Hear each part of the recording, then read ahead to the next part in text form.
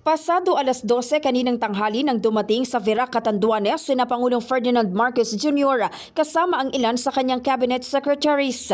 Agad na nagsagawa ng aerial inspection ng Pangulo upang tignan ang lawak ng pinsalang iniwan ng bagyo sa naturang lugar. Saka ito sinundan ng pamamahagi ng relief at presidential assistance kung saan personal na iniabot ng Pangulo ang tseke na nagkakahalaga ng 50 million pesos para sa provincial government ng Catanduanes.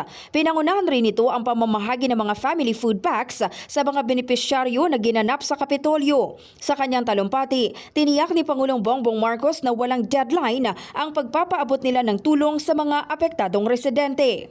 Kaya lahat po ng nasa evacuation center na hindi pa makauwi ay binibigyan po namin nitong hanggat kailangan po ninyo.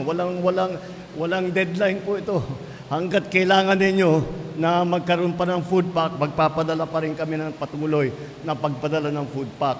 Pati yung mga na-displaced, na nawalan ng tirahan, na napunta sa bahay ng kanilang kapitbahay, ng kanilang kamag-anak, ng kanilang kaibigan, ay sila rin ay bibigyan po natin ng food pack at tuloy-tuloy ang suporta po ng ating gagawin. Maliban naman sa family food packs, may ibibigay rin na financial assistance ang pamahalaan para sa iba pang pangangailangan ng mga residente. Kaya meron din tayong binibigay na cash assistance. Itong cash assistance para magamit po ninyo na pambili. Kung may maliit kayong bata, pambili ng gatas. Kung meron kayong inaalagaan na may sakit, pang makabili ng gamot. Habang isusunod naman ng gobyerno ang pamamahagi ng mga materyales, pampaayos sa mga nasira nilang tirahan at ang agarang pagsasaayos sa mga nasirang infrastruktura. Magbibigay po kami ng mga building materials po, mga yero, mga 2x2, pati martilyo, pati pako.